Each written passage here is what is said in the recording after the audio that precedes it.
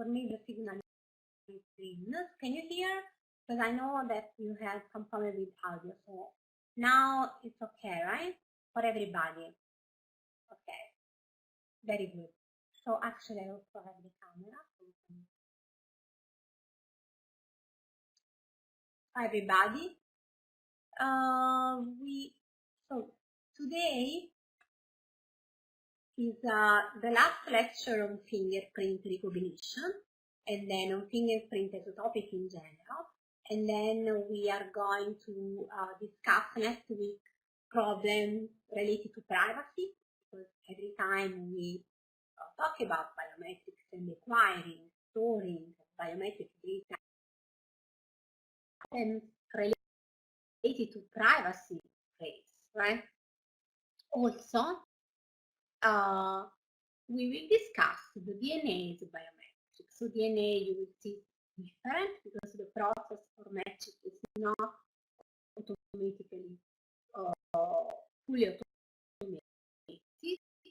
Then and also the DNA takes more time for matching, so we cannot use it for authentication, but for applications in which the accuracy to determine the identity of someone is important, and also there are not like strict requirements related to the time, right, for performing the matching. So today we are going to discuss a very interesting topic, which is the soft biometrics in general, and soft biometrics that we can extract and determine from the fingerprint. So specifically from the fingerprints, right? So we can determine soft biometrics from every modality, iris, from face, which is always more natural. But we are going to discover some interesting way to determine more information from the fingerprint besides match. So let's define soft biometrics. So the word soft, so now I want you to think about it. Word soft biometrics. So we know what is a biometric, right? So now I expect an answer in the chat from one of you. So what is a biometric trait? And especially in the context of using to identify something. How can we define a biometric? What is a biometric? So we are in a class of smart biometrics. So we need to be able to define, to answer, right? So what is a biometric? We saw specifically fingerprint. So how can we define a biometric in general?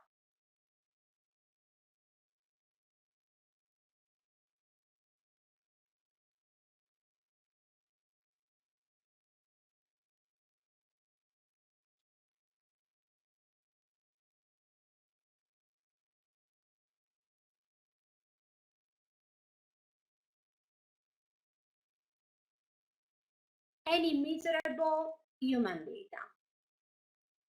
So bio refers to humans, life, and animals, plant, and measurement.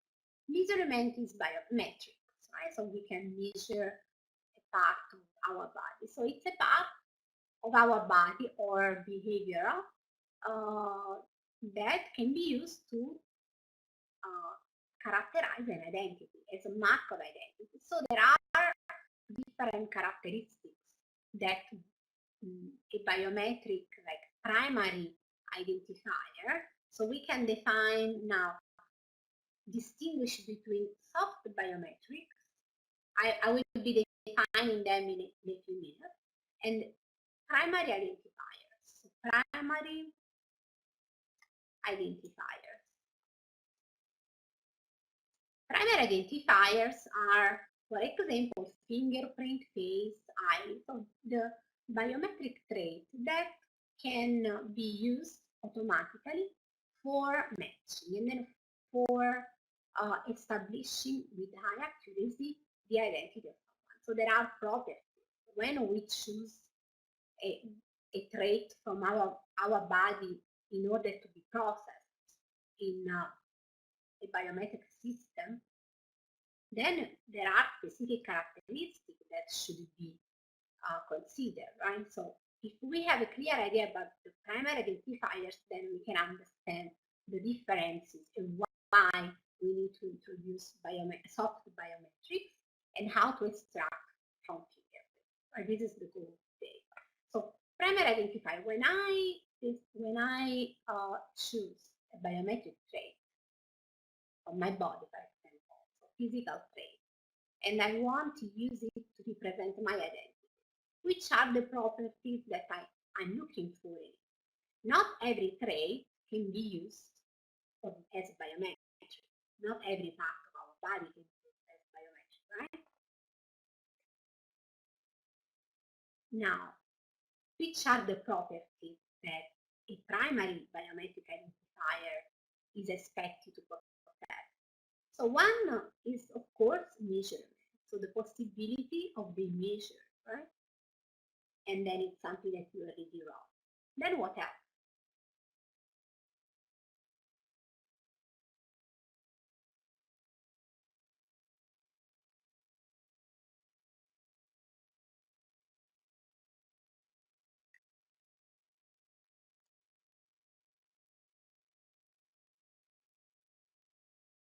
So I am waiting for, there are some of you are typing, so I'm waiting for reading the answer.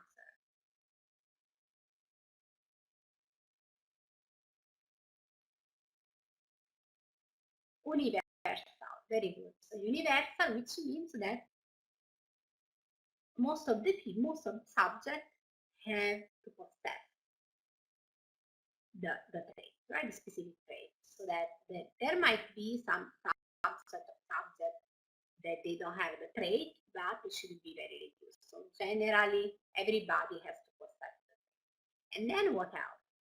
We discussed at the beginning with fingerprints. So this is a very important aspect that I want to recall right now. Uniqueness, of course, the characteristics that of course, the traits, and then the configuration, for example, of the fingerprint should be, mine should be different than anyone of yours, right? So that the system can, after extracting minutia point, is able to discriminate between us based on your fingerprint. And then permanent, very good. Permanent, so the trait, it doesn't have to change over time, so that we can rely on the trait. If I acquire the template right now, of course, it will be used in 10 years, 5 years, so I don't need to reacquire it again, right? So permanence is very important. And of course, we discussed performance and other, but yeah, you have an idea about the properties that, yeah, collectability, yes, so it should be a trait that we can measure, right? So very good, so you are following, and so these are properties that a primary identifier has to possess in order to be automatically processed, right, with higher accuracy. So performance is also a very important characteristic. We want that the identification done in a way which is accurate, right, so that we can deploy this system in a high security application that we saw when we started the course, right? And so these are primary identifiers. So the main aspect, so these are all the properties, but the main aspect that primary identifiers possess is that they are able to identify someone or to verify the identity by themselves. So they are so discriminative, so unique, right, that we can use them as a net of identity. Now we are going to see some, on the other side, the soft biometric. So any idea about the word soft? So when you read the word soft biometric, in which sense we have soft biometric? biometric is soft. Why we use this word? This is a word commonly used in the community, right?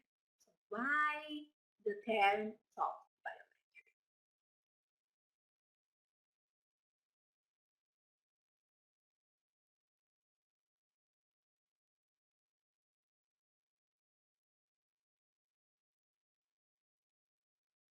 Why soft? If the primary, which is not unique per individual, but everyone has. This is a very good answer. So the uniqueness, right? So this is a very good point. So we are talking about now identifiers, so but still biometric, but they are not able, they are not so unique. So they are not able to discriminate between two different people. It depends on cases, but generally, we define it. We define a soft biometric as ancillary information that can help the identification of an individual. But alone, like standalone, it cannot. The soft biometric is not able to discriminate between different identities, right? So the answer is very good. Like hairs, very good. So the hair, for example, of someone belong to the biometric, the soft biometric. So they are extracted some features, but they are not so discriminant, right? So very good. Another example, so here is one example. Another example of soft biometric that you can think about.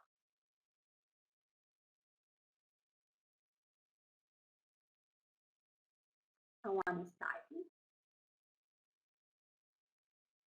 The height, the weight, the height, so very good. These are all soft biometrics, right?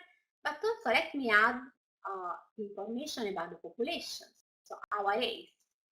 This can also be this is a soft biometric, so an information that can help the identification. Also age and gender. The age, for example, from face, a human face, the age can be extracted, as well as the gender, right? So we can extract soft biometrics from the primary identifier and use it. Why? How can we use? In challenging scenarios, for example, they can help to improve the accuracy of the recognition when only primary identifiers are not able to. Right? For example, very low quality images, or in forensic scenarios where we have a partial evidence of the fingerprint, and then the information about inaccurate information about the gender of the age can reduce the list of suspects. Right? So these are, even if alone soft biometrics are not able to identify someone, they can contribute to the recognition provided by primary identifiers. Right? So there are automatic algorithms also to extract and estimate gender and age from people. Right? Based on, we will see, based on fingerprint, it is possible from face, it is possible from eyes. So there are, again, so we can solve some cases, so fingerprint in adverse acquisition condition, low quality, spoof attacks, for example, non-universality. So in this course, we didn't see spoofing because probably it's a topic of another course, but spoof attacks are presentation attacks in which we duplicate, actually we don't duplicate, they are duplicated. Fingerprint or primary biometrics are duplicated and then presenting to the system, right? So these are phased attacks, or non-universality as well. These are like challenging scenarios for primary identifiers that can be helped by the usage of soft biometry. So, and then, for example, the case that we saw yesterday when we have an evidence unrecoverable in some parts, right?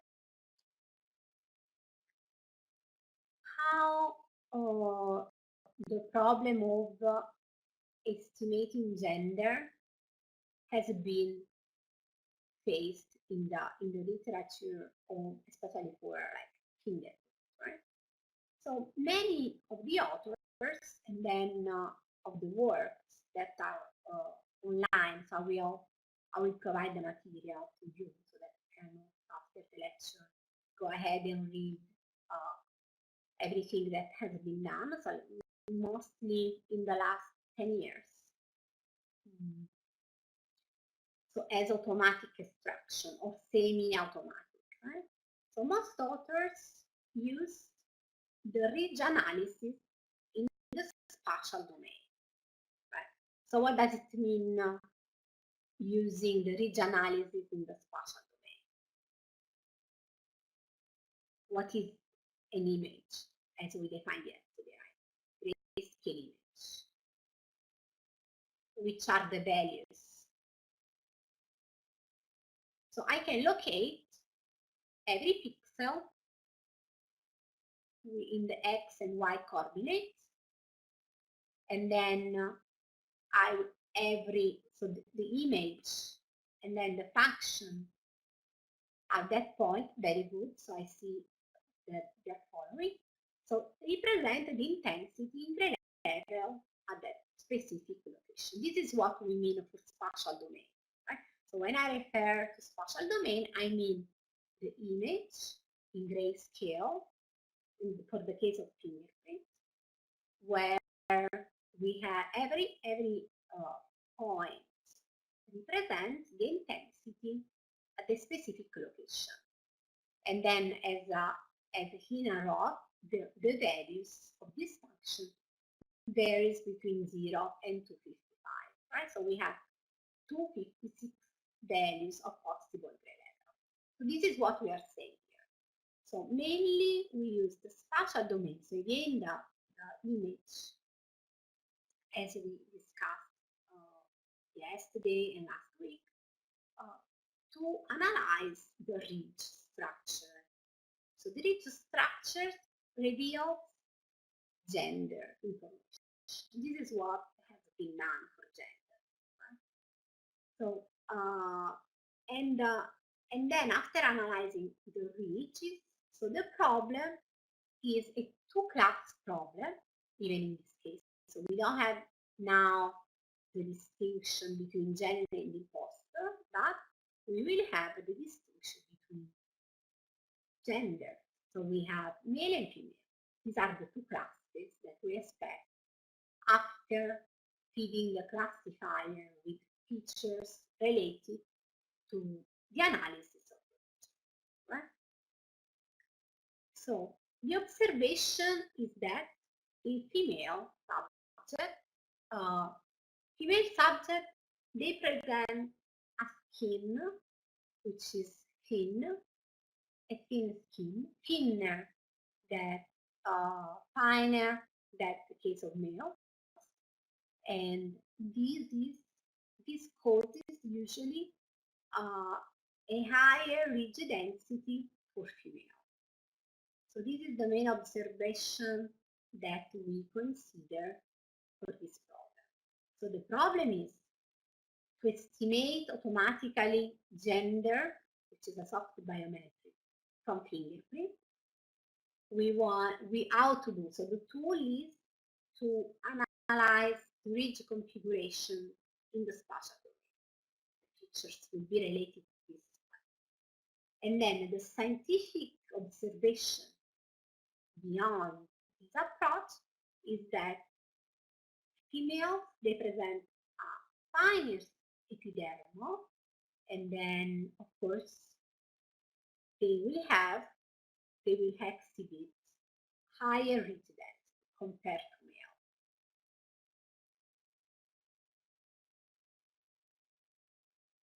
male. So ridge density, how can we define ridge density?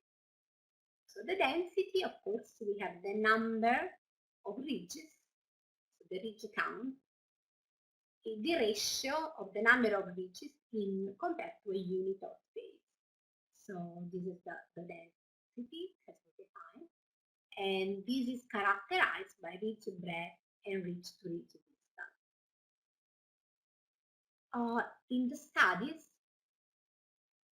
mainly the initial research on estimating gender for fingerprint is based on estimating ridge count. So the problem is to count ridges in the fingerprint image. How to do that? So in the first approach, they just draw a line which crosses the ridges, and then they can count with an algorithm the number of ridges in the fingerprint. So this was, of course, one of the first approaches, but it's intuitively it's not robust, right? The noise, because it's still in the spatial domain, so it is not robust noise, for example. So in the scientific literature, especially medical, they have found a correlation between ridge count on the 10 fingers of the subject stratified by race. So there is also, so when they study soft biometrics, they of course report the population. So there is a dependence on the population. Right? So this is what, so they have extended this study by using samples from different populations. This is still a little number, so we cannot actually make claims that later on they extended to more subjects. Right? They extended the experiment to hundreds of subjects. And also another aspect, so we discussed the formation of fingerprints, right? So the configuration of the fingerprint, which are the factors that determine the configuration of the fingerprint? This is a question for you. So which are the factors? This is a topic related to the formation of the fingerprint. Which are the factors that relate to the impact, the formation of the fingerprint configuration? So this is, of course, the formation happens. Someone is writing, okay. Happen when? When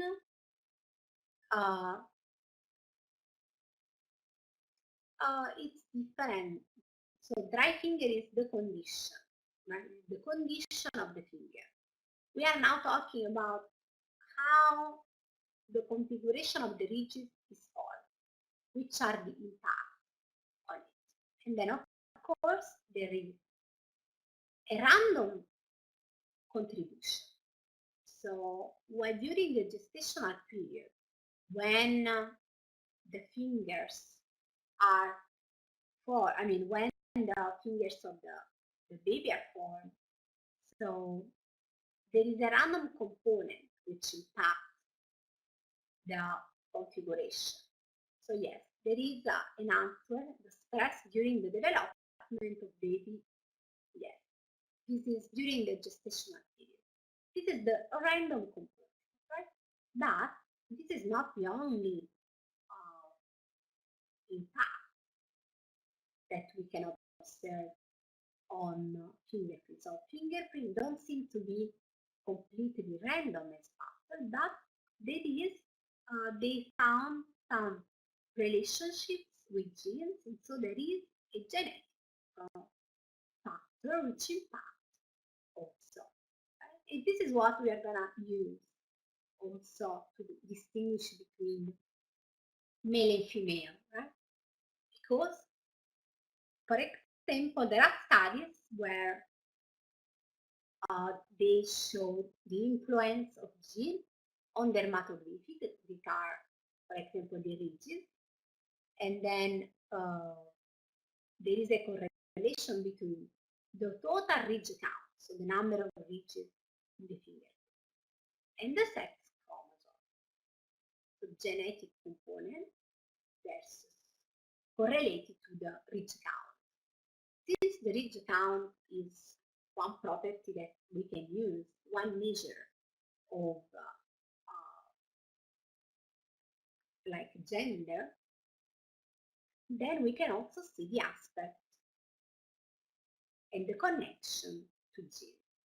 So two impact, random and genetical, in order to obtain the configuration of the fingerprint. Here are some more details about the literature. So in subsequent studies, they found, for example, the epidermal ridge breadth, so how wide the ridges are. It was found to be 9% greater in male, greater than female. And then this is another difference that we can that can help to prove that in female what we have is, of course, smaller ridge breadth and then higher density. So everything is coming together, right? So this hypothesis was also supported by Gangadin, so in different other scientists. They found, for example, that a ridge count less than 15, this is a density measure, right? So this density value, which is 15 in 25 millimeters square, these are more likely to be from male than female, where they always found a density greater than 14 in a unit, right?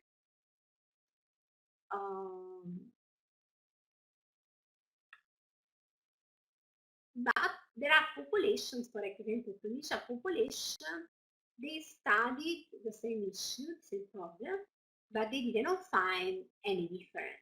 So still the race, which is still a soft biometric itself, does impact on the study that we are doing, right?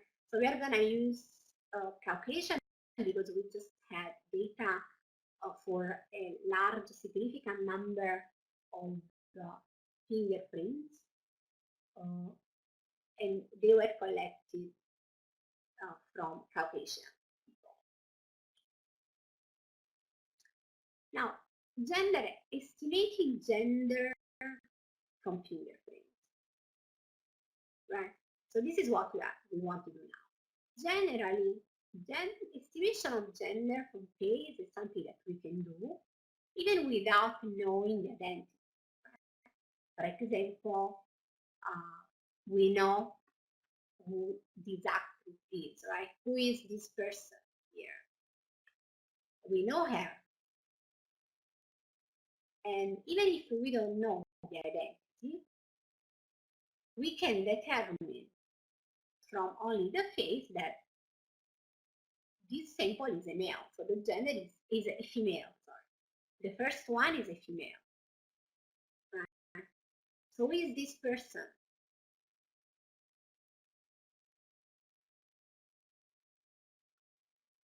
Any idea?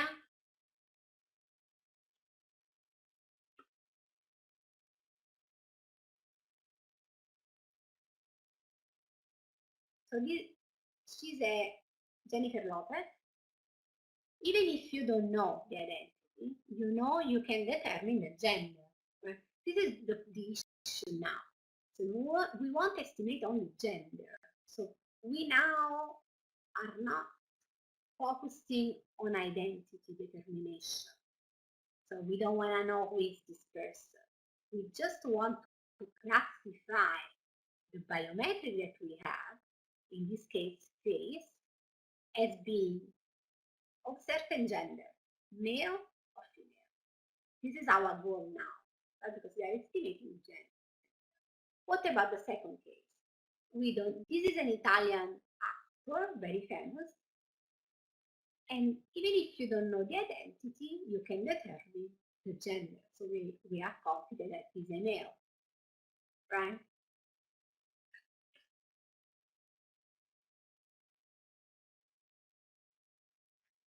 Now, it is natural to estimate gender from face, but what about fingerprint? So do you think it's possible to estimate gender from fingerprint? Only from finger. This is the only information from which we start, right? So this is a male fingerprint, and this is a fingerprint acquired from a female. As you can probably see, there is, of course, a density in which is higher in female, visually, for now. For now, we can determine this characteristic visually. And then in male, we have wider ridge breadth, smaller density, right? So ridge configuration have been estimated by ridge count. So ridge count is the measure that we're gonna use, and there are different ways to determine. One way is to draw a line across the fingerprint. This is simple and immediate, but it may not be robust, and this is spatial domain. So ridge count can give an idea of the density. Okay.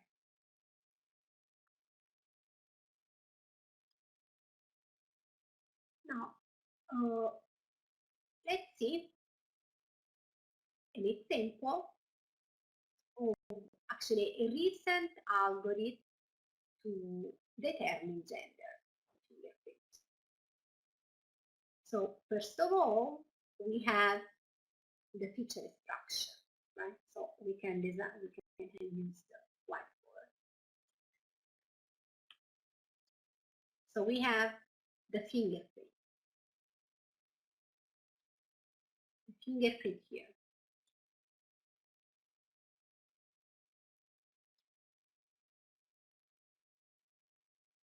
And this is our input.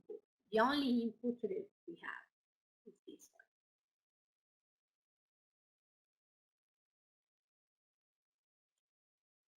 And then we have feature extraction. So we are going to extract features.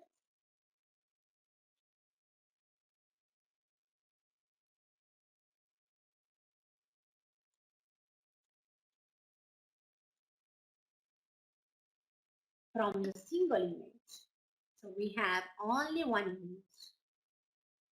You don't need to match at this point. And then what we do, we feed a classifier. So classification.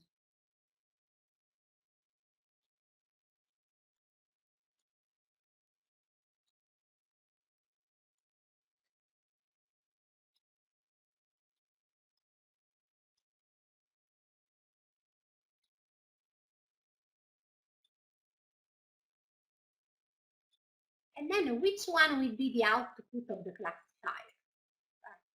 So we are not interested in identity now.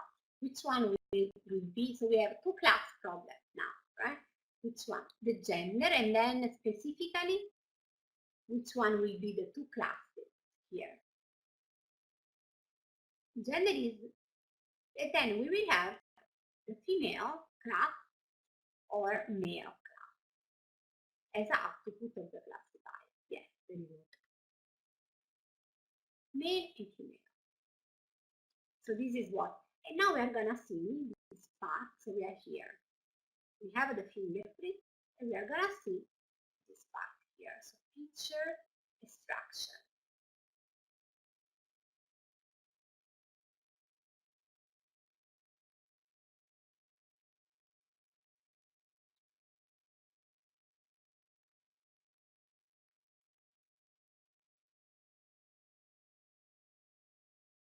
Which are the features? So we know the observation. We know the observation based on which we want to separate between genders, and we want to now extract those features, measure differences, right, between male and female images. So now we don't label the images with the identity of the subject. We label the images with male or female label. Right?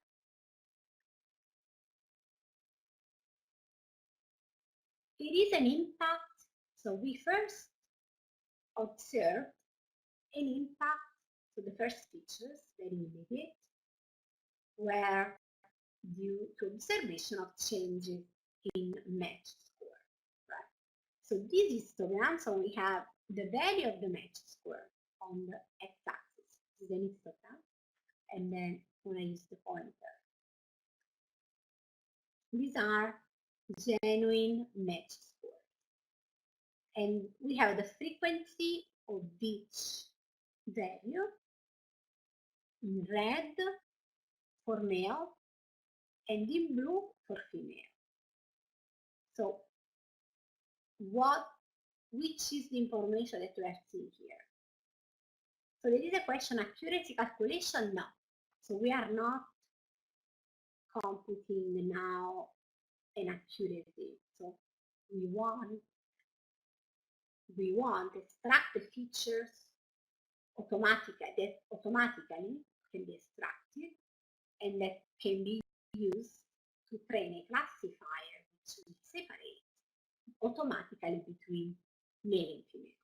This is what we want to do, right? So here, the distribution of genuine match scores.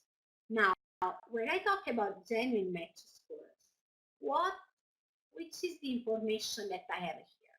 Let's be clear about this. For example, let's consider the match score 120 here for female, for male, so in red.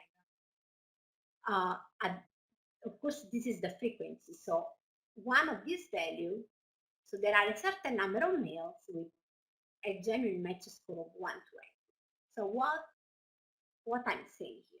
What can I say here?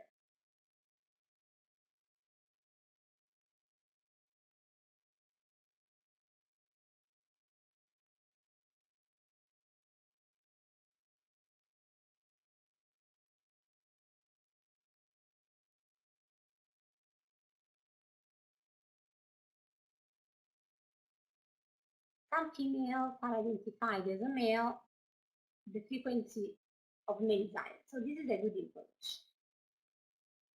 Males, actually, this is not correct. So males are represented in red. So the frequency, so higher genuine match scores are obtained for male. This is for 120, while these values here, lower genuine match scores, are generally associated more to female. So there is an observation. So I'm reading I read the chart. So female have good image quality. I'm still talking about the match scores. I'm not in the quality yet.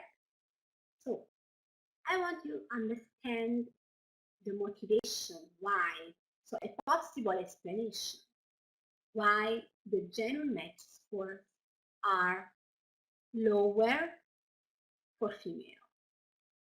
Why? Which may be the reason beyond this, right?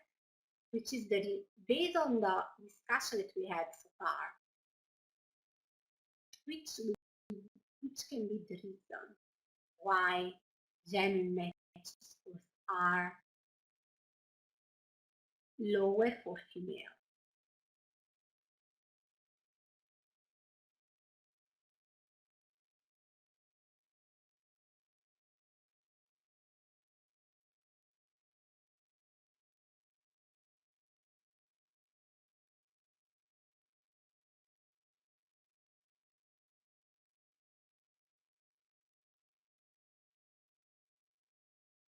Yes, it's higher, so no idea about this. So we mentioned that the ridge density, how is the ridge density in female compared to male?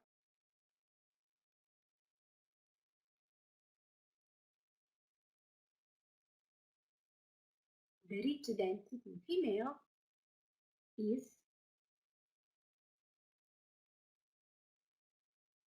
higher in males on female. Yes, the density in female, the ridge density in female is higher than male, right? So what happened in the fingerprint image if the ridge density is higher in female? Are ridges clearer or not if the density is higher? No, right? So this may be a reason why the genuine match scores are lower in female, right? So this is the reason why. So this is a good information, and we do use the match scores as information.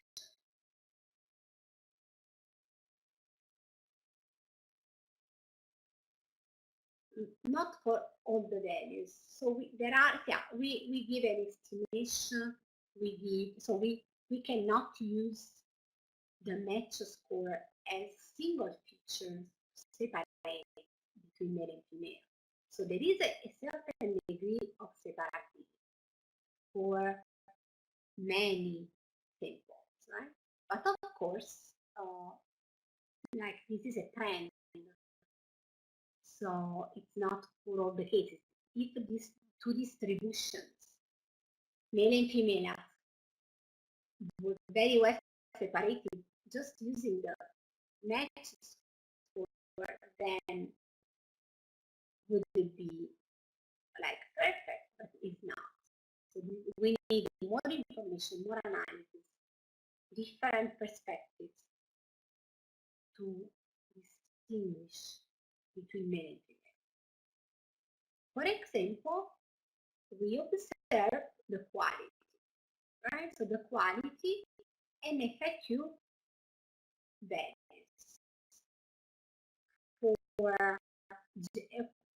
versus gender. So we have, these are the values that can be characterized by an effective algorithm. So 1 very high quality, 5 low quality, and then we have that the quality in male, how is the quality in male compared to female?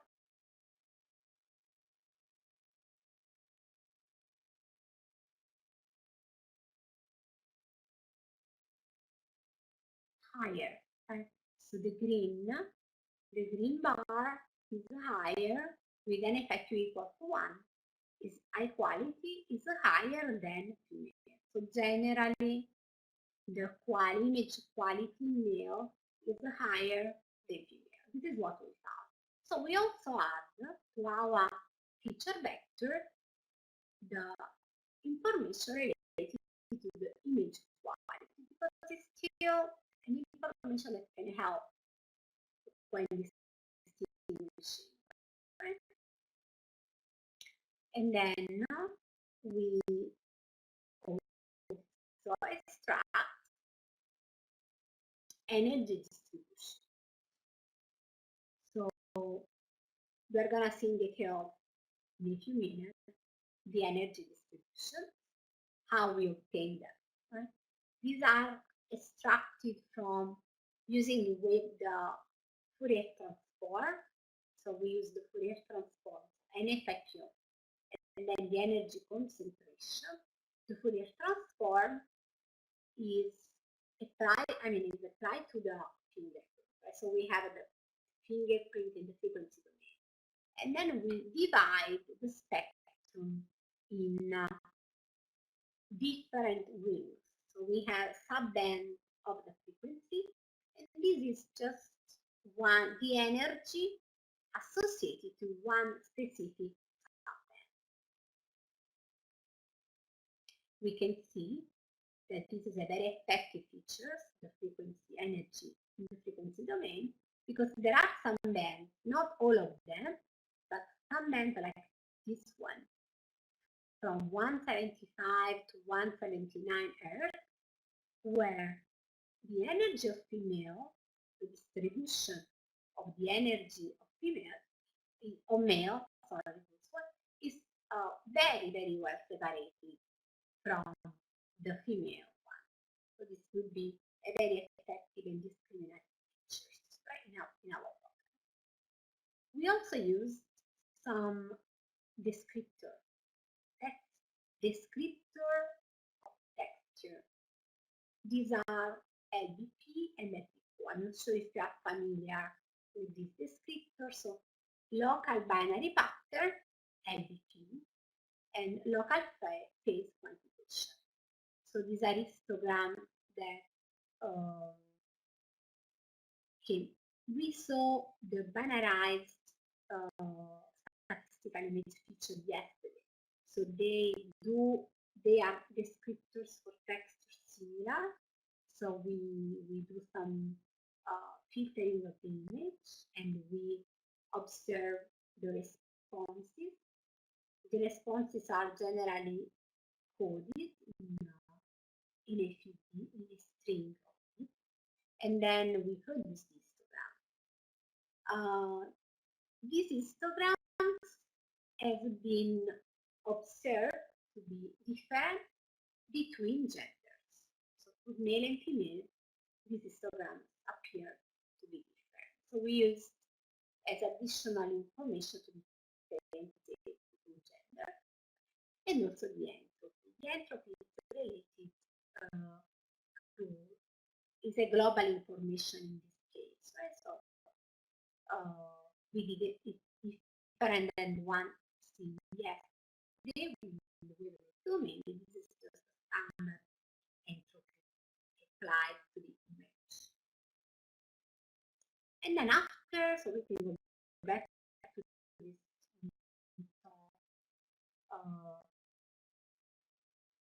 image that we have drawn. So we are here. Now we have all the features extracted from the fingerprint, and then we can classify them. So we need to feed the classifier. So we need to feed the classifier, and the classifier will, based on the examples, will be able to generalize and provide an estimate of gender on unseen samples. So we use the evaluation tenfold cross validation. So we have the classifiers that we use are SVM, random forest, K-name, nearest neighbor, and we have set parameters for that. So you can change the number of 3 for the random forest, the kernel for the SVM, so we use the polynomial, and then the K parameters, the number of neighbors for the nearest. So the accuracy that we obtain is tenfold cross validation was pretty high compared to the literature. So we are now able to estimate automatically like gender from fingerprint with an accuracy which is very close to 90%. So this is an approach. So I will provide this paper, you can download it. So this is the reference. So exploiting quality and texture features to estimate age and gender through fingerprints. So in this paper, you can see the estimation of age and gender, so details about both estimations. And then here we have results and pictures used only for gender estimation. So there is actually a question. So can we find unknown gender case? So I believe you refer to the answer, so to the decision of the classifier or to the label of the input. So the question is, the unknown gender case is referred to the input or to the output of the system? The output, yes. You can take into account when the confidence associated to the estimation is low, very close to 50%, then you can decide to reject the decision, so the sample, so you don't provide the classifier, just reject, and then it doesn't provide any estimate. This is possible with the classifier, right? So this is possible, yes. So very, very good question. So the suggestion is we can probably have the 5-10 minutes break now, because I can explain later in details how we extracted the energy distributions and how we divided, subband the spectrum of the fingerprint. So there is another question before the break. So how can we interpret the result? So the result can be interpreted for 88%, 88.7% is an average accuracy. So the accuracy, how many correct decisions has been provided compared to all the samples. So it's not an error per class. So we have all the samples and how many, the percentage of them that has been correctly classified among male and female. So I don't have here results related to the specific errors for male and female, but in the paper they are provided. They are provided in the paper. So that's a very good question. Interpretation of the results of the accuracy. Okay? Again, one more time, so the percentage, so samples correctly classified. So samples are fingerprint, right? Fingerprint images. They are correctly classified compared to the available that we are considering. And we are working here on a database of 500 users, and we have almost a balanced database. So 50 more males than females, but yeah.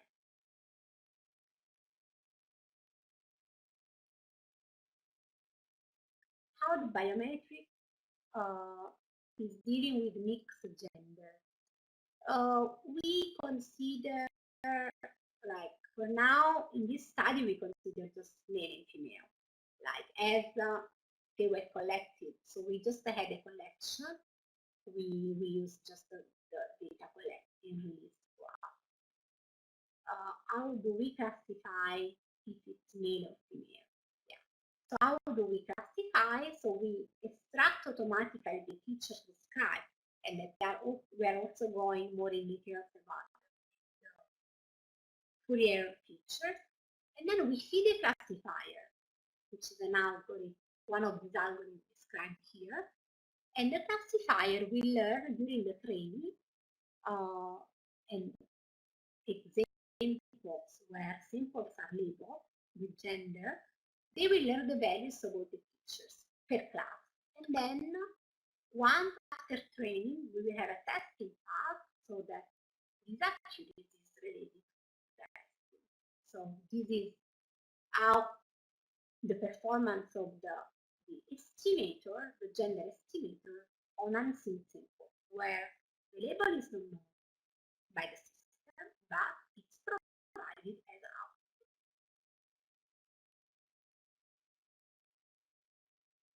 So I would say we can take now like 10 minutes break, and then we start the second part by describing these features more in detail.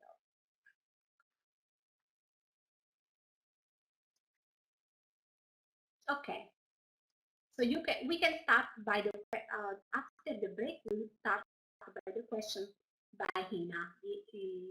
Who wrote that he wants to ask the question, so we can discuss about it after the break. All right, so see you here in 10 minutes.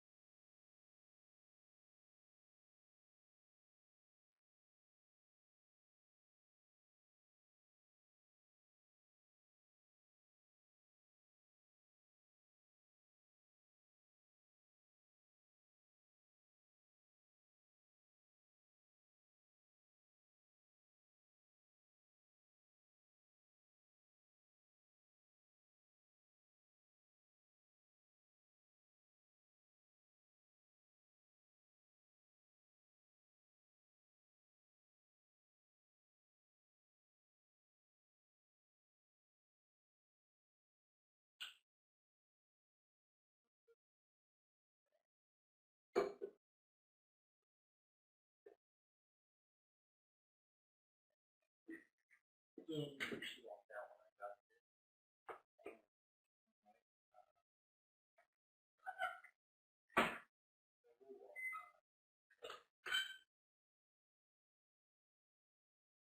man. Yeah, so not the most exciting result, but that's an idea. So,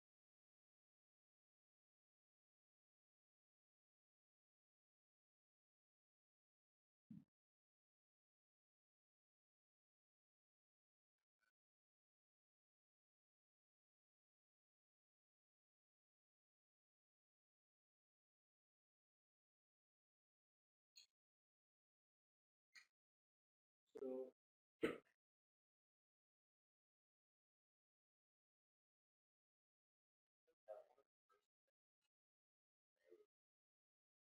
Yeah, it's the way I'm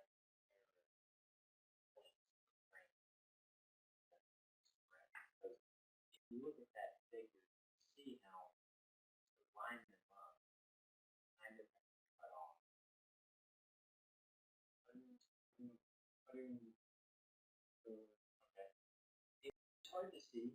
It would have been more clear if it's on the same target, but it's smaller. Yeah, so basically, when you do the track, the projected similarity. so that's in, oh, so you're only showing the ending part. Now, those 4 frames are the entire gap. The gap was only 4 frames. But the initial elevation is a But yes, but it looks like it's bad. oh, I see what you mean. You didn't crowd the same place, so you Yeah, but if you look at the ant itself, see what happens. The foreground medium sucks the crack.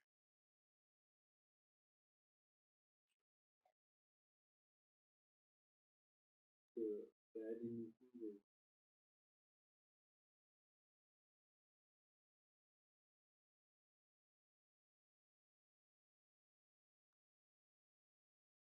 so end is supposed to be here. The end is supposed to be here. So going forward, so back. But where's the See it shot up.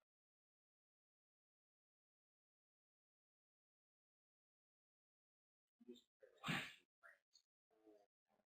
so why so is the foreground only getting the head or is It's all it is it after the leaving? Oh, yeah. Oh, no problem.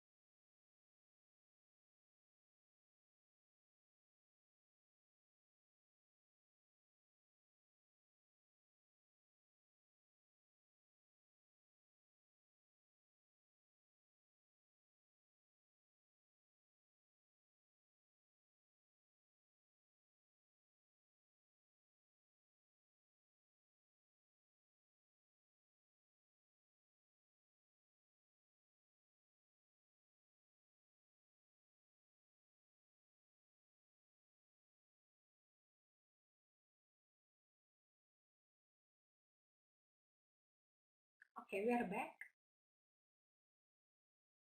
I want to make sure that the audio is not.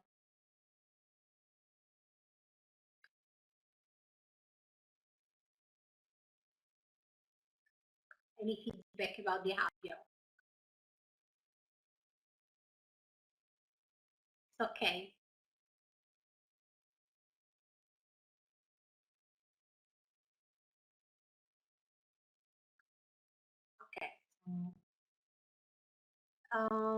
We can start from the question that yeah, there is a question that I understand every level of feature extraction. I was reading chapter 2.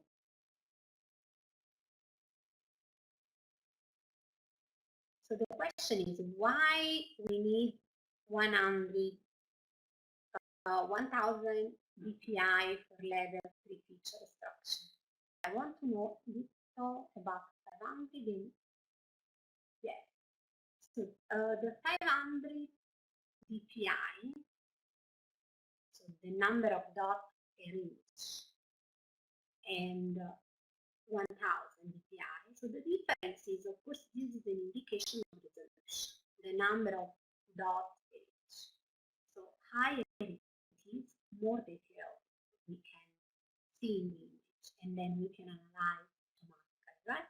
So the 500 dpi is a resolution that's certified by FBI. Most commercial nature sensors that are deployed today are 500 dpi. For example, are at the airport. This is the resolution that it's used right now, right? And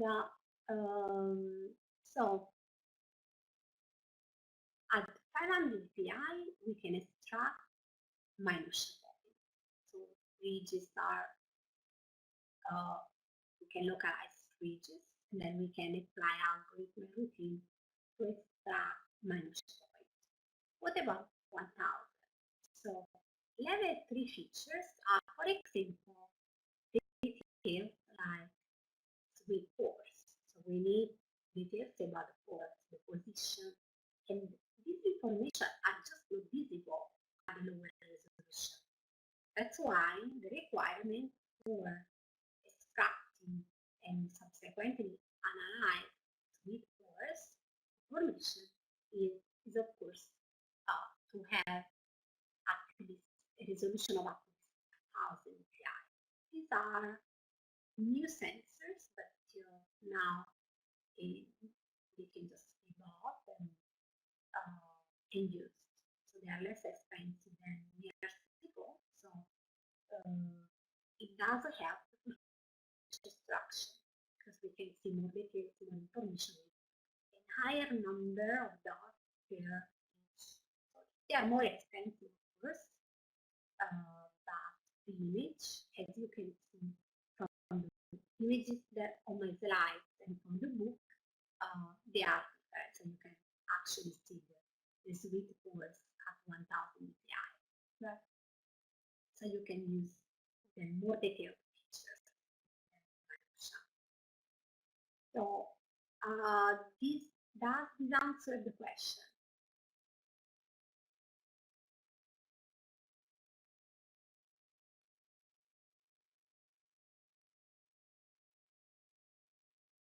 You are very welcome. Now we go back to the, so if you have any other questions, you just feel free to write anytime, right? So during this hour. We can now go back to the algorithm that we were analyzing for gender estimation. Specifically, how do we obtain energy distribution? Why exactly them? Because they were very discriminative. So I want to give some details about how to obtain them.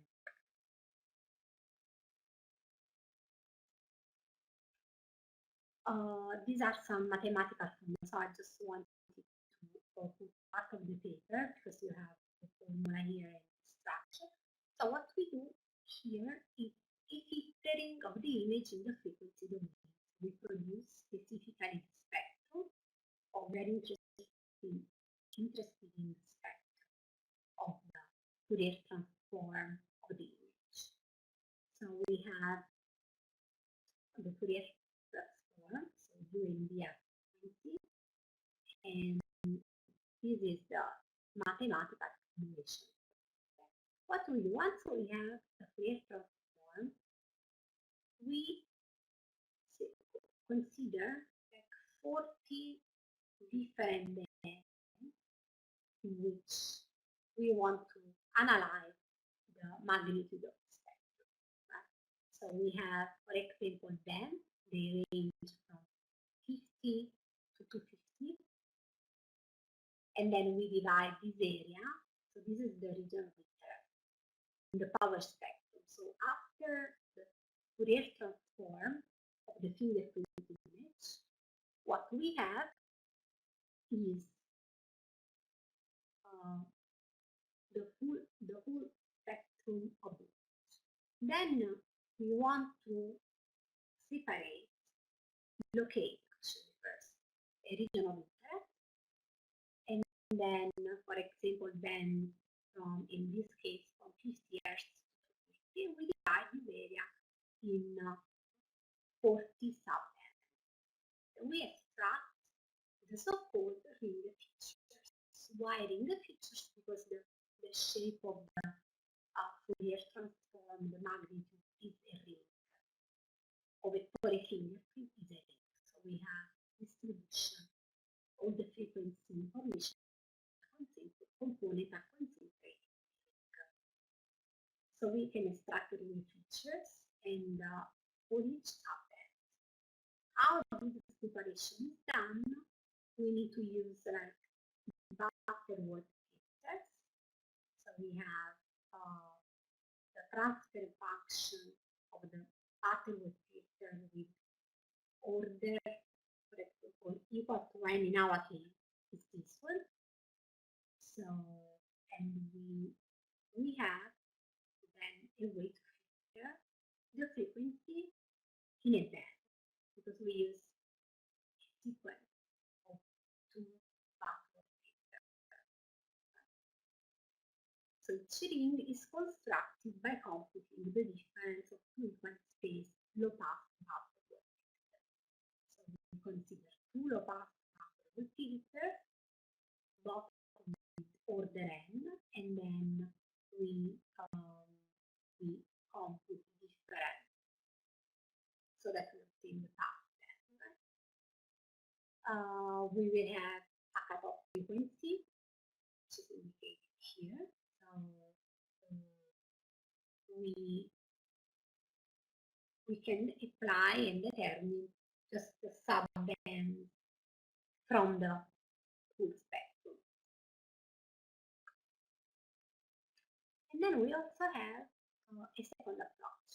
So the second approach that we can use for estimating gender from fingerprints. So we observed yesterday, we actually discussed some details about the discrete wavelet transform, and then specifically B2B, and the 6-level decomposition. So for estimating gender, what we did was to determine, to decompose through the wavelet transform the image, the input image with 6-level decomposition. And we extracted the log energy entropy of the original image, so not the coefficient. And then the standard of the horizontal diagonal detail, the first 4 levels. So from the decomposition, we consider the first 4 levels of the horizontal diagonal detail, and then the standard deviation of the vertical details of level 1. That the features that why we selected specifically these features because we actually had a criteria to select them. So we could determine in feature selection which one was having in classification, validation phase, higher and higher accuracy. And then we also last week defined an indicator of coarseness. Right? So we define an indicator of coarseness, and by determining the, first of all, the residual noise of image. So we have residual noise computed as the difference between the original image and the denoised image, which is filter 1. And then the standard deviation of the residual noise provides an indicator of the surface quartziness. This was also very useful for estimating gender. So the question is why the indicator as the surface quartziness can be useful for the problem of estimating gender. This is related to the discussion that we had in the first part of the lecture. So did you understand the question? Why an indicator like the surface quartziness can be useful for estimating gender from fingerprints?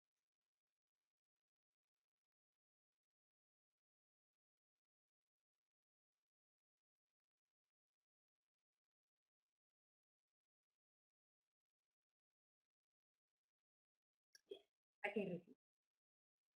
So the question is, one of the features used for estimating gender from fingerprint is what? The finger surface quartziness. And we discussed how to obtain it. So right now, but also with figures last week. So based on the discussion that we had related to the estimation, how it's done, conceptual estimation of gender from fingerprint. Why an indicator like surface quartziness can be useful for gender estimation?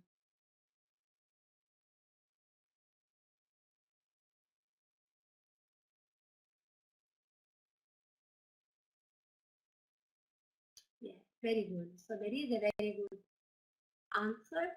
So I'm glad. The epidermy of female is finer than male. So there is a difference in surface quartz. Yeah. Female density,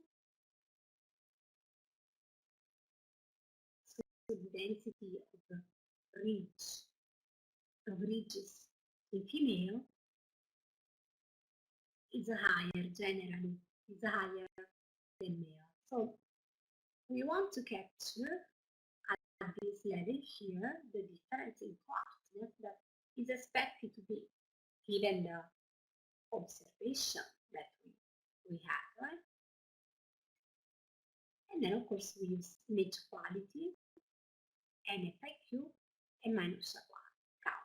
So why are we using NFIQ and then image quality and minus count?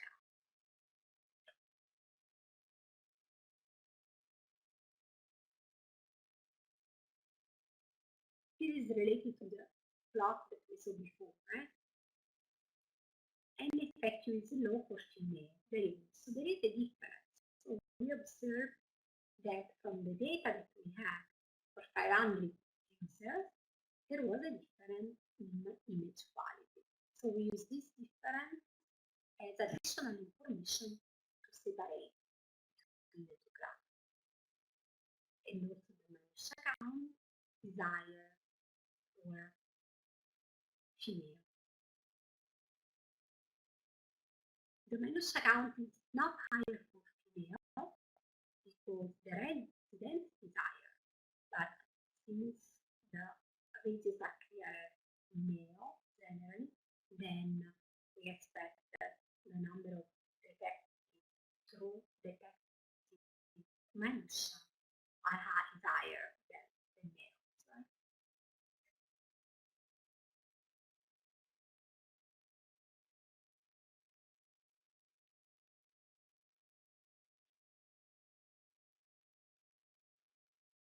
How did we do the web analysis? So we we can just recall Weaver analysis. It's very important. So the frequency information for gender estimation is very important. It's the way how we automatically determine and estimate the reach count. This is the novelty of the procedure compared to the past. Because in the past, first of all, in the past they were estimating reach count in the spatial domain. So with not descriptors of texture, but method like drawing a line through the fingerprints, and then of course any change in the image, any noise can affect this number. And then also manual approaches are not reasonable through automated estimator. And so we have here a wave analysis, which is still frequency information, but which contain also information about the location. Right? So information about the location. Now, we already discussed this point. I want to see if it's clear for you where the doubts are. So how can we perform the wavelet analysis? So which are the steps now? I explained them last week. I want to see for you.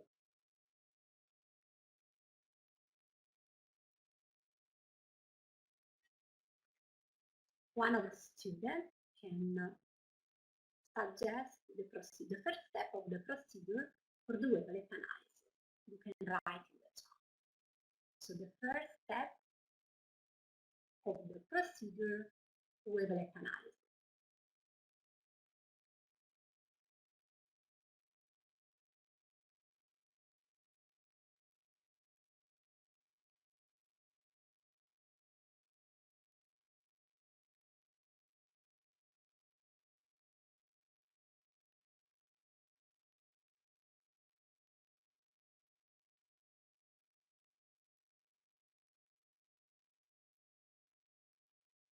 An idea from where we start. We start from the decision of the mother wavelet. Right? So if we want to perform, so if we want to perform the wavelet analysis, we first of all want to make a decision about the mother wavelet. And then, as Elisa said, we want to scale and shift. What happens when we scale? For example, higher scale or lower, so higher scale or lower scale. So we start from higher scale and then we have a low frequency, very good. In the lower scale, we have high frequency, so that a pattern can be, we can capture some information from the image, but more information related to the pattern when we see a high frequency and then a smaller scale. This is the idea. That's why. And then what else? After considering scaled and shifted version of the mother wavelet, what else do we do?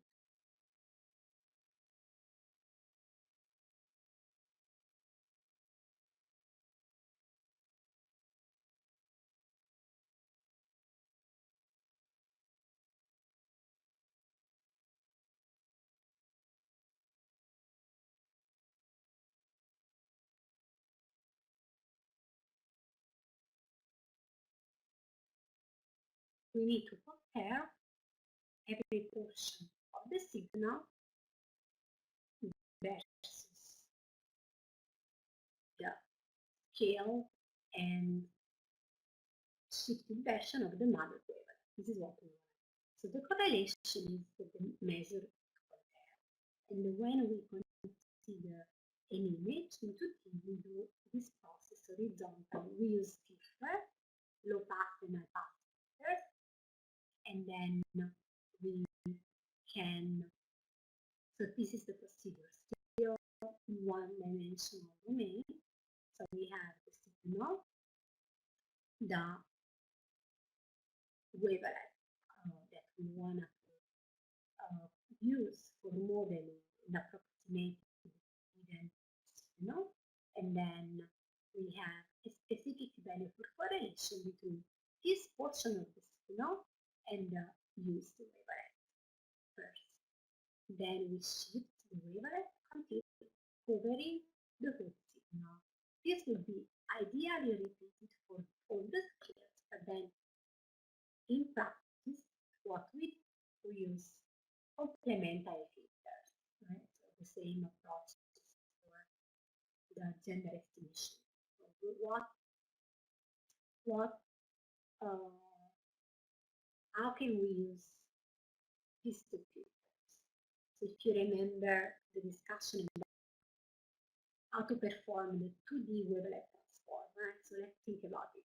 Our tools are two complementary filters, which means one is low pass, which captures low frequency information, and one is high pass, so which captures high frequency component. Now we will have a low in approximation frequency, details like now. How can we apply these two filters? This is 1D. How the 2D wavelet transform can be performed. This is something that we already discussed. I want to see where doubts are. This is how we perform wavelet transform for a signal, one dimension. How this is applied to an image in 2D. Yeah, very good. So horizontal and vertical. So we apply first a combination of the filter horizontal and then vertical. And then how many possible combinations of the filters do we have?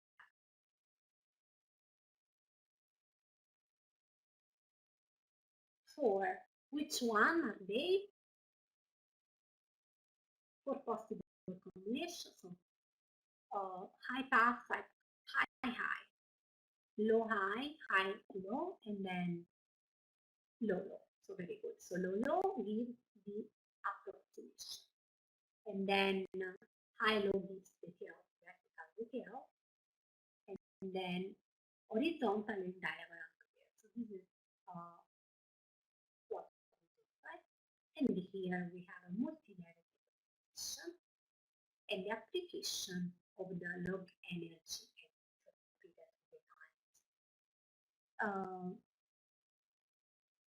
So how the multi-level decomposition works. This is a fingerprint. So these are, now I have a question for you. If I consider like the image shown by the pointer here, which kind of product can I see it? Can I see here? Which is the product I can see here?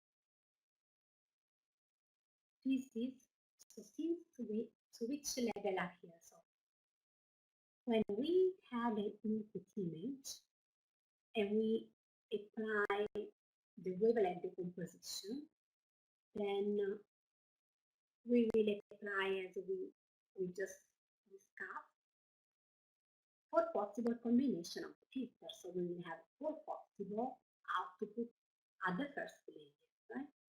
Then this is the approximation, so low versus low pass filter, and all the details.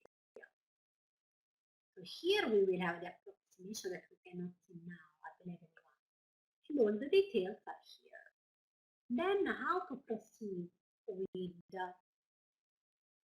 how can we proceed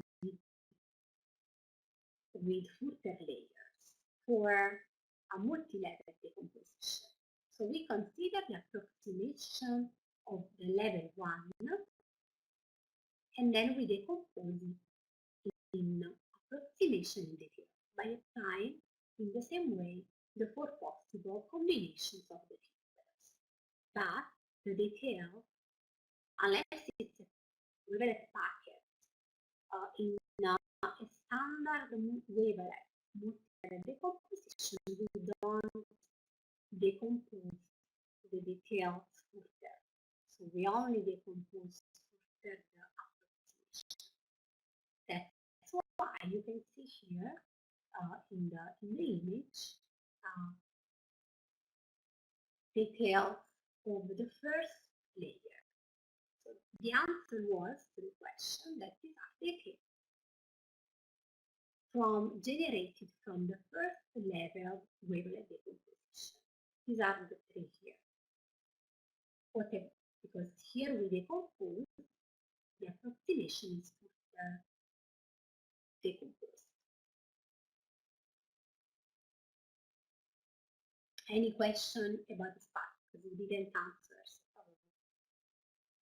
We will extract using the coefficient, so the log energy entropy, and in general we define the entropy as the degree of uncertainty associated with the random variable. When the entropy is applied to the coefficient, then this will be an estimation of the complexity of the signal. And this is what we want to obtain in order to separate between genders. Now,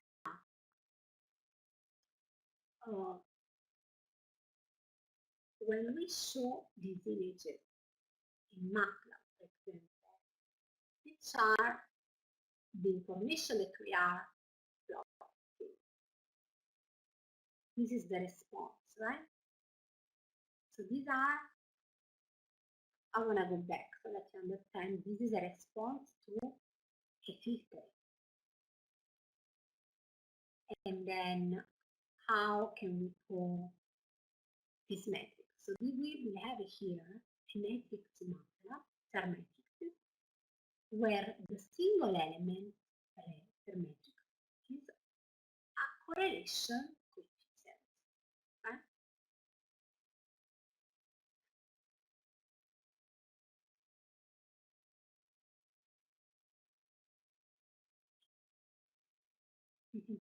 Here. So for both vertical and horizontal, we produce wavelength coefficient, so the correlation between the wavelength and that portion of the signal, and then we plot them, because this is the answer to the filter that we designed, to the 4 possible combinations of the filter. So this is the answer to one specific combination of the 2 filters that we use horizontally and to scan horizontally and vertically the image. So any questions so far? I see you are quite still, always so interactive. Any doubt or curiosity about this part?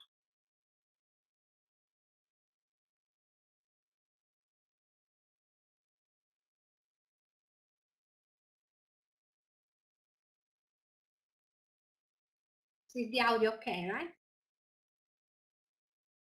Oh, no questions on this part. So as we already discussed, but I wanted to leave it for the gender estimation, and also because it's probably a sophisticated topic, right? And then the surface coarseness, so we also for female and male, you can see. So we can compute the surface coarse. What we do, we have the original image, sorry, here, I is the original image. So which are the values that we have in the original image?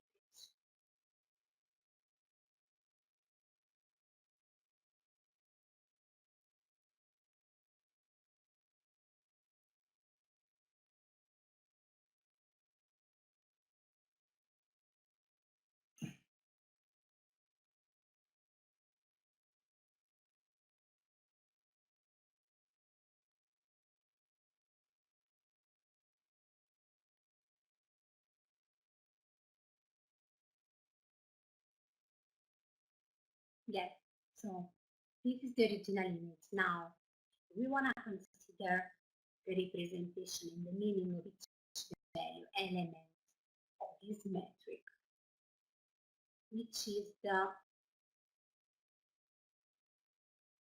meaning of each point.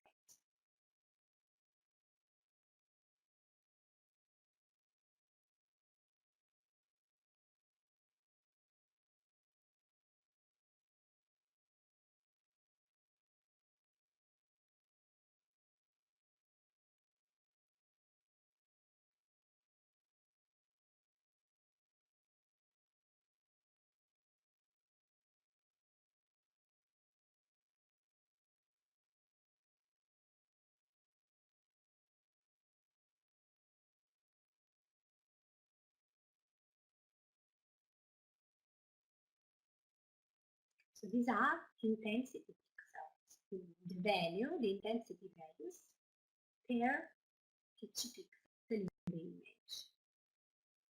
And then we subtract, this is the original. And then we apply filter, for example, a median filter to denoise the image. So we remove the noise.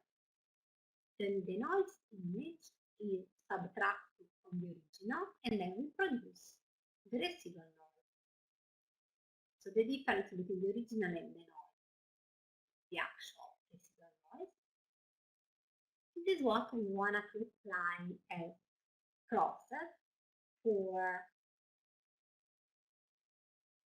obtaining the indicator of surface coarseness. So we don't have to forget that we are computing an indicator here. So an indicator of surface coarseness, because this helps to estimate gender, right? So we have the original image in case of female. And then the denoise image, we can see actually the difference, which is the residual noise. This is for female.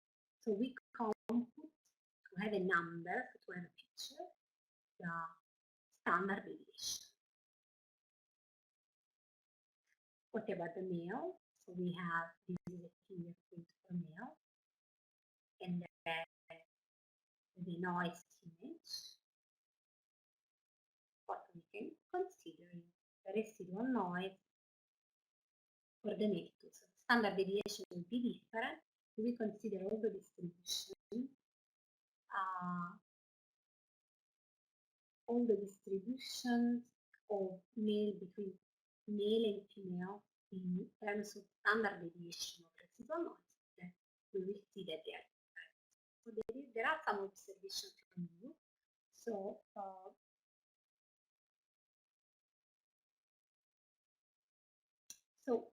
we can compare coarseness. Yes, we can compare coarseness. This is a feature that we. How can we compare? We obtain the standard deviation of the residual noise. So I can write this down. I already wrote in the slides. The standard deviation, which is a number, of the residual noise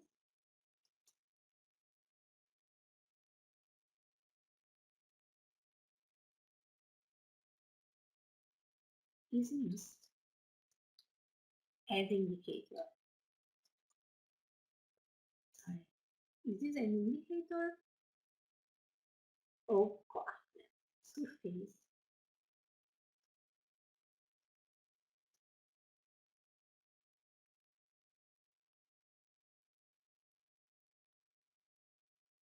Okay, so this is how we compare. So thank you for the question. So we do have a number and we compare distributions. So we obtain, for example, histograms of male and female, and we compare visually histograms, right? And see the separation. But there are two to actually measure the separability rate between male and female in the domain of the standard deviation of the residual noise.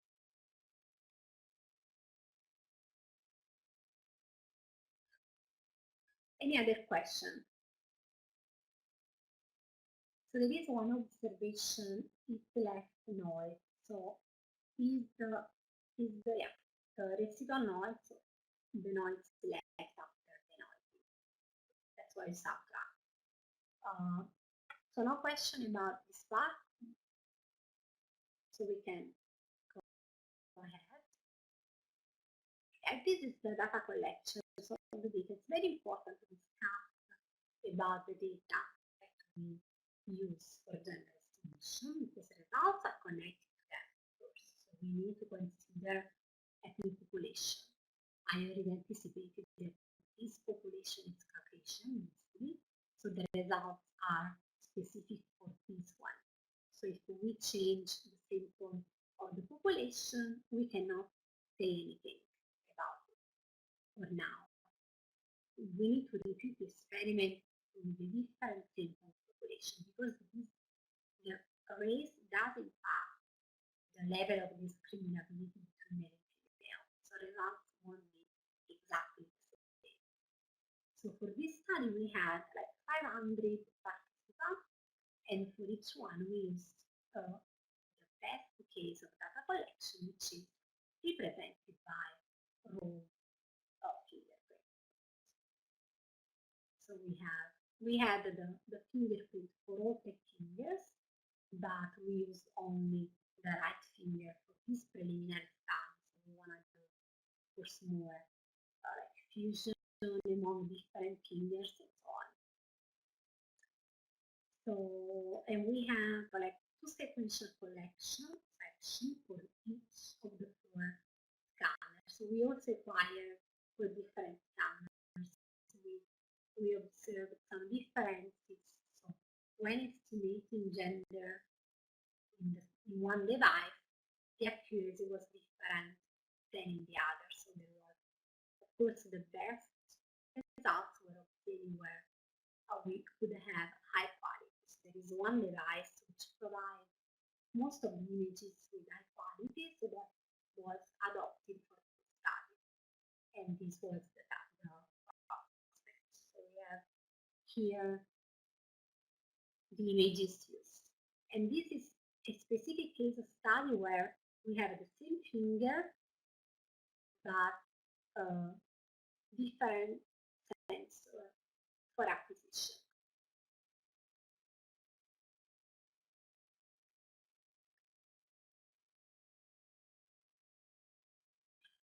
Now we can see some details about the wavelet. Okay? The wavelet, the answer. So the answer after the decomposition. So we have different levels. So here we can see only the features of first and second level decomposition because they were the better ones. So the ones where female and male were separated better than the others. So we have like female. So this is the standard deviation of the diagonal detail coefficient, the first level of the discrete Wavelet decomposition. So the separation is among the values. These are the ordered values of the standard deviation that we obtain, because the product is a matrix of wavelet coefficient, right? If we remember. And then in order to have a number, so we consider the standard deviation, and it's generally higher for female compared to male. And these are the subjects, right? We had almost a balanced database with generally probably like 30-40 more males than female. Then this is the distribution of standard deviation of diagonal detail at the second level. So the separation is reduced a little bit when we proceed at the second level, because we are here analyzing we are decomposing the approximation of the first level. So we had some information. The details is still the same behavior. Then we have horizontal, these are diagonal details, horizontal detail, STD, and then the first level of the discrete composition, again female, generally higher than male in both first and second level.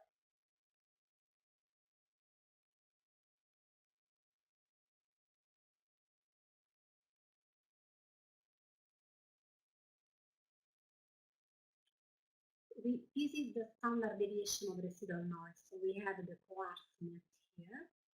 This indicator, even if conceptually has a meaning, right? This was probably, the separation was not very well, but still there are areas, only some small areas where the distributions between male and female overlap. We can use these features for the rest of the cases.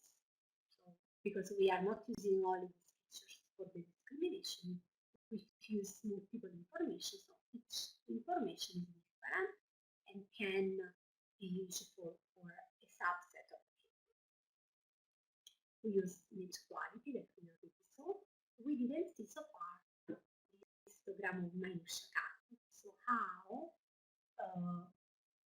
the Minutia count is for male and female. As some of you said, the Minutia count are generally higher for female, but there is of course one point where we need to also consider the spurious Minutia. So the true Minutia can be missing too, right? So because of the higher density in regions, so reduced clarity of ridges, of course we can have more missing true Minutia, but we will have the spurious one. Anyway, the feature here is just one number, the number of Minutia in the image. And generally, among this database, so among the subjects in the database, which were like 236 females, and, 240 females, and then 4 males, and then we can see that generally the histogram and the distribution of female Minutia count is generally higher than male. Males usually present lower Minutia count than female. This is also very useful was in the ranking of the features. This was very useful for the separation, as you can actually provide not a threshold, but the separation is evident. So did you expect these results for the Minutia count?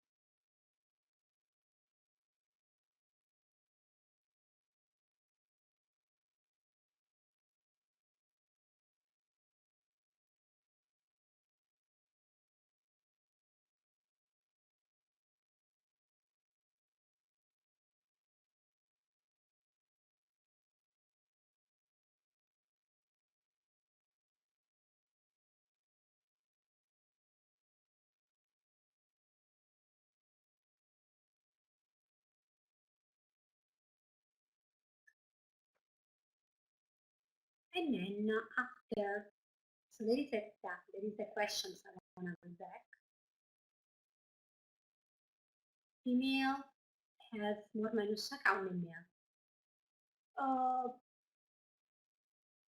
There are actually different reasons. One is more than lower quality image. I would associate it to the reach count. So female generally have higher reach count, so the density and the number of reaches in the unit is of course higher. So this may determine a higher number of mentions. So you have more reaches, more points where reaches end and bifurcate. So I would say more is this is the result, right? Do you agree?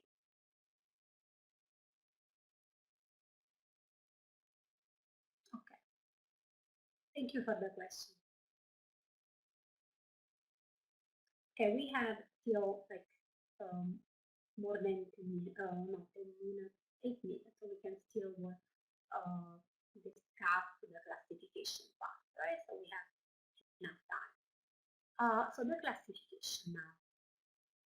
This is an overview which summarizes what we did so far, so which one was the discussion, in order to determine automatically the decision about the fingerprinting input being from a male or a female very accurate.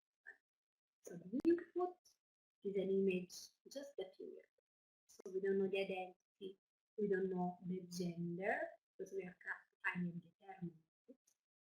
And then we do some image processing. So the techniques that we saw were like the extraction of the image quality, detection of the minutiae, and then counting them, and the application of the discrete wavelet transform. These are the main features that we use. And then feature classification, feature extraction, so log energy entropy, Shannon entropy, image quality, and minutiae count are the features. So here we have the process. Right? The global process, we still have matrices of the image, of the Fourier transform, images linear, the wavelet product. These are matrices, but at this level, we have reduced dimensionality to numbers. So we have here a vector of numbers which represent in the separation between genders the fingerprint. This is our representation of the fingerprint in the domain of the gender. And we did some clustering of the features, so this can add one more attribute. So mainly, if we don't consider the clustering, these features are used to train the classifier. So we separate the initial set. This is what I can write down. So the initial set is separated between training. So we usually have 25%. 25% of the subjects are used for training, which means we provide these features with the label related to gender to the classifier so that we can acquire specific knowledge about this problem of gender estimation. So which are the values of the features of female, which are male. And then we do some validation. So we test the classifier, validation. 25% of the data. So we test the classifier, we consider the classifier has some parameter to be tuned. So we use this validation data to estimate the optimal parameters, the one that to the best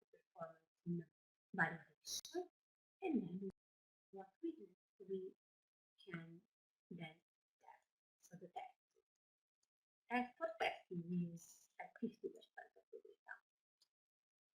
50% of the data, and then we test. During testing, we can determine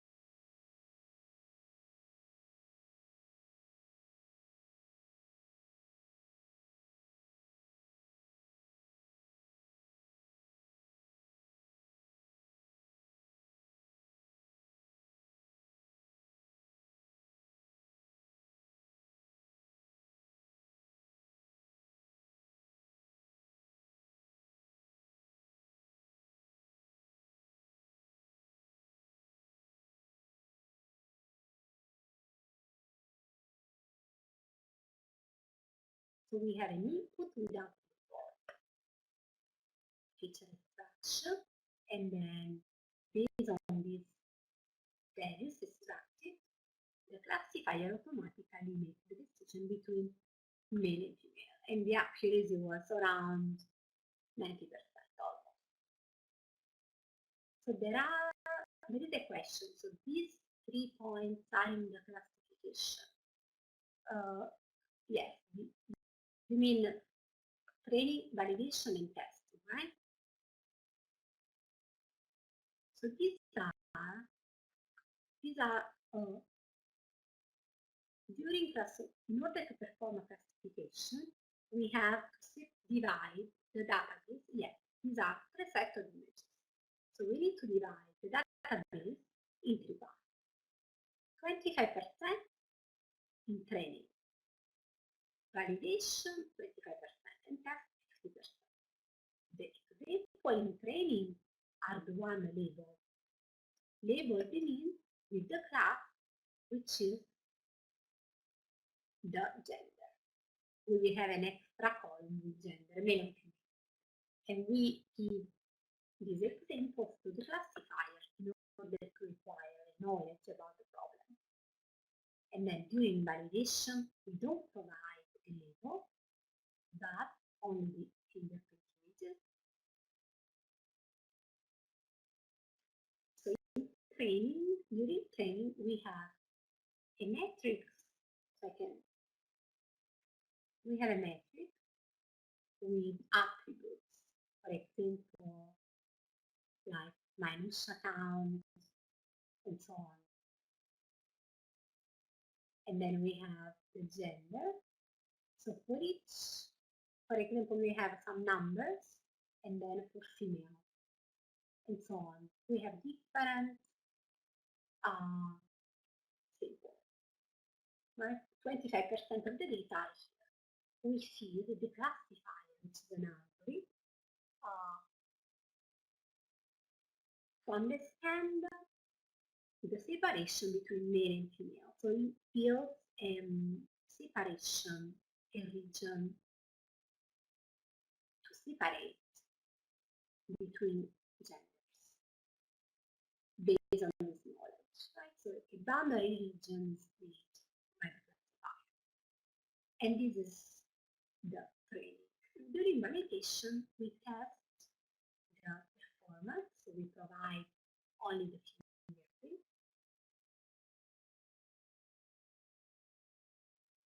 Without the label, and the label is the output of the classifier, which has to be able to generalize the knowledge previously acquired during training on scene samples, the one without label. And then during tests, so validation is important because we can tune parameters in classification. This is an algorithm, so we can set the one that gives best performance in validation. Then we have testing. So the testing is the moment in which we compute the performance of the algorithm, and then the accuracy and the error made. So this is still a more some summary, the performance obtained with these features and the specific information about the classification. So there are tools, automatic tools for classification, for example, Vika, we can use, or even in MATLAB, there are classifiers already that we can learn how to train and test and use for our features. So the input will be the features that we already have extracted manually. So do you have any questions so far? We are terminating the lecture. So if you want to ask, so today's lecture was on gender estimation, so automatic gender estimation from fingerprint. We also discussed soft biometrics that are extracted from primary identifiers. And then next week, we conclude the fingerprint part. Next week, we will have one lecture on privacy, one lecture on DNA. There is one other question that I want to answer. So what is the difference between validation and test? So both tests are with the images unlabeled because the classifier has to make the decision, right? And you can compare based on the ground truth. But the difference is that validation is using in order to test in training, see, we are still in training, the classifier performance. So let's say I obtain in validation 90% of accuracy and I want to improve it, so I can try to tune parameter of the classifier during validation. But once I decide my parameters in validation, then the system is built and I can just test during testing. So the test set is just designed to test the performance of the algorithm. We don't modify anything because it's the simulation of the operating system. The validation we are in training still. We just want to test the accuracy of the classifier on this subject and then see if tuning parameters of the classifier, for example, in a random forest, the number of 3, we can increase the accuracy or not. So this is the difference. Out here, if you want to know more, you can write me an email so we can discuss more after the lecture. And we are finishing here. So thank you for, can a gender estimator model, can a gender estimation model work with the different fingerprint sensors? Yes, we used for different sensors, but the accuracy is different.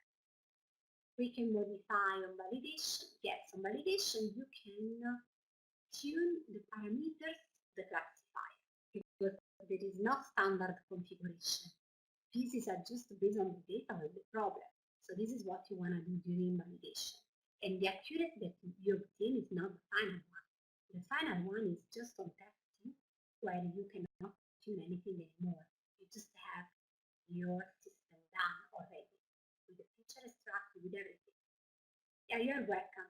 So thank you so much for attending. I hope this time the audio was better.